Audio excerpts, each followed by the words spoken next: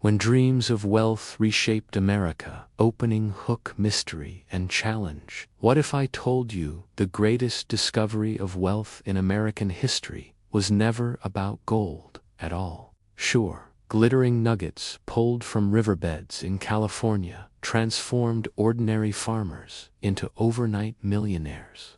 That's the story we're taught. But the deeper truth, the one hidden beneath the gold dust, is that the real winners weren't the miners, risking everything with pickaxes and pans. The real winners were the banks, the merchants, the transport companies, and the politicians who used a fever of dreams to reshape America forever. And here's the mystery. If the gold rush really created so much wealth, why did so many who chased it end up destitute, broken, or forgotten? Why did a frenzy for gold accelerate both the rise of the American West and the inequalities that still define our society today? Stay with me, because by the end of this video, we'll uncover how the gold rush wasn't just about precious metal in the dirt. It was about power, speculation, and systems that echo eerily in our modern financial bubbles. Setting the stage background and teasing twists, let's rewind. It's the late 1840s. America is young, restless, and expanding. The Mexican-American War has just ended, handing California to the United States. Most Americans still live east of the Mississippi. California is remote, undeveloped, and sparsely populated by settlers, but beneath its mountains and rivers lies something that will set the nation on fire: gold. At first, it's just a tiny flecks found in riverbeds, but in a matter of months, whispers become headlines. By 1849, gold, gold, gold screams from newspapers across the world. Ships set sail from New York, Boston, Chile, and China. Wagon trains rumble west. Farmers abandon fields. Clerks quit their jobs. Families risk everything for a chance at sudden fortune. But here's the twist. While tens of thousands of ordinary dreamers streamed into California, very few struck it rich. Instead, the rush itself, this tidal wave of human movement, speculation, and desperation, built an entirely new economy, one that would change America's trajectory permanently. And at every step, behind the glamour of golden nuggets, shadowy forces profited the most. The origins, the spark of gold fever, it all begins in January 1848. James Marshall, a carpenter working on a sawmill for John Sutter, spots something shiny in the water near Coloma, California. He bends down. It's gold. At first, Sutter and Marshall try to keep the discovery quiet. Sutter dreams of building an agricultural empire, not being overrun by fortune seekers. But secrets don't stay buried. Within weeks, whispers escape into San Francisco. And in a moment that reveals how speculation drives history, San Francisco's newspaper printers themselves, skeptics, publish the rumors. Whether the stories are true almost doesn't matter. The idea is enough. Think of it like the 19th century equivalent of a viral tweet. One story, spreading faster than anyone can contain it. Suddenly, men are abandoning their posts. Soldiers are deserting. Ships lie idle in harbors as crews run inland to pan rivers. The gold rush is born. The rush of 49. By 1849, the trickle of dreamers becomes a flood. They're called the 49ers. Tens of thousands cross oceans, deserts, and mountains to reach California. The journey itself is brutal. By land, it's a months-long trek across deserts, rivers, and mountain ranges where cholera, starvation, and exhaustion claim countless lives. By sea, it's a long, perilous voyage around Cape Horn, or through the deadly jungles of Panama. But the dream of gold is stronger than fear. When they arrive, miners swarm the rivers of the Sierra Nevada. Some strike pay dirt one pan, yielding more than a month's wages back east, but quickly the easy pickings vanish. Nuggets and flakes are exhausted. Soon, mining requires deeper digging, heavy equipment, and capital that most prospectors don't have. And here's the turning point. While the miners struggle, an entire shadow economy thrives.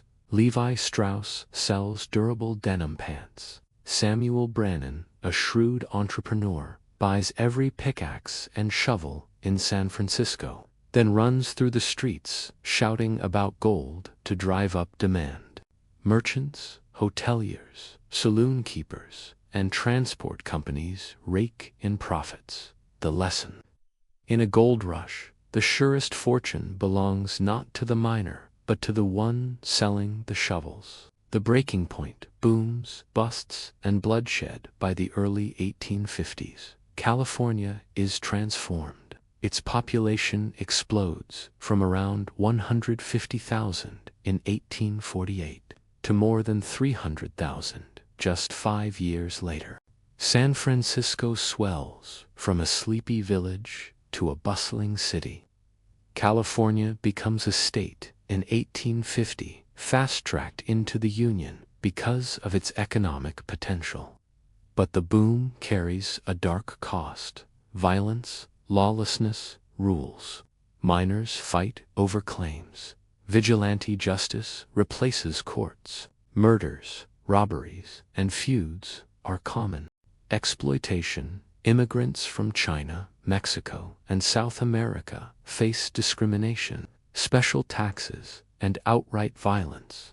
Native Americans suffer devastation, displacement, massacres, and disease wiping out communities. Environmental destruction: rivers are choked with silt. Hillsides are blasted apart by hydraulic mining. Forests fall to feed the mines. And for most miners, the dream collapses. By the mid-1850s, the gold is harder to reach. Corporate mining companies, with machinery and hired labor, take over.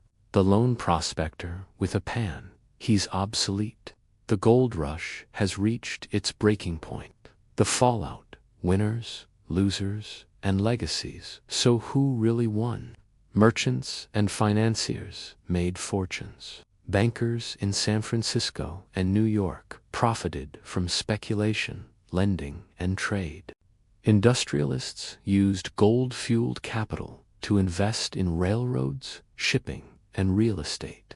Politicians leveraged California's wealth to solidify national power, tipping the balance in debates over slavery and expansion. But for the average 49er, the fallout was bitter. Most returned home poorer than when they left.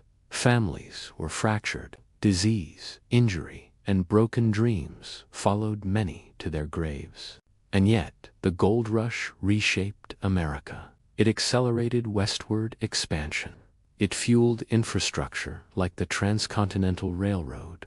It entrenched patterns of inequality, immigration tension, and environmental exploitation that still echo today. The failed fixes attempts to control the chaos.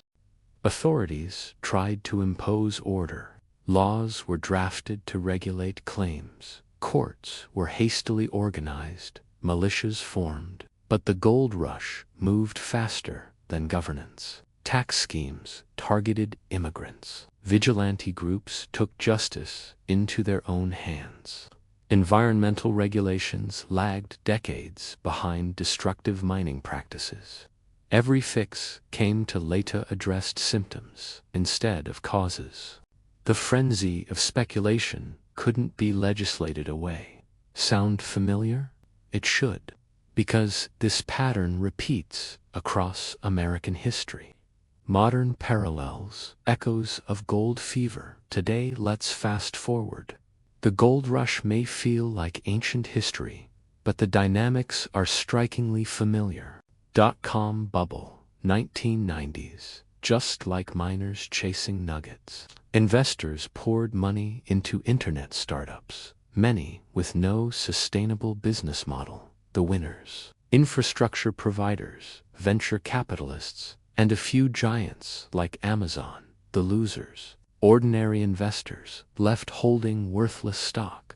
Cryptocurrency craze, 2010s, 2020s. Bitcoin and NFTs promised overnight riches. Early adopters and platform builders made fortunes, but countless small investors lost everything when bubbles burst. The rallying cry of digital gold was more than metaphor. It was a modern gold rush, housing boom to thousands. Dreams of wealth through property speculation created systemic risk. The crash of 2008 wiped out millions, while banks received bailouts. Again, the system rewarded those selling the shovels, mortgage brokers, Wall Street firms, while punishing the dreamers. Here's a shocking data point. During the crypto boom of 2021, one study found that 0.01% of Bitcoin holders controlled 27% of the supply. During the gold rush, a similar dynamic played out. A tiny elite merchants, financiers, industrialists captured the lion's share of wealth. Different century, same pattern. Final takeaways and conclusions. So what can we learn from the gold rush and every gold rush since? 3 key takeaways stand out. Speculation drives history faster than reason. People are drawn to the dream of sudden wealth, often ignoring the odds stacked against them. The infrastructure winners always profit most, whether it's shovels, internet servers, or crypto exchanges. The people selling the tools thrive long after dreamers go broke. Every rush leaves lasting scars. Environmental destruction, social inequality, and financial bubbles aren't side effects. They're baked into the frenzy of wealth seeking. And here's the warning.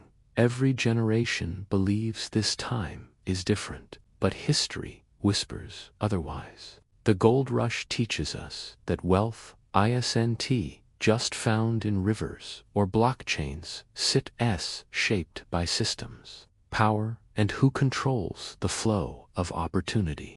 So the next time you hear about the next big boom, whether it's AI, space mining, or another cryptocurrency, ask yourself, are you the prospector chasing nuggets, or the one selling the shovels? If you found this story revealing, don't let it stop here. Subscribe, share this video, and help us keep uncovering the hidden patterns that shape our world, because the next gold rush is already here.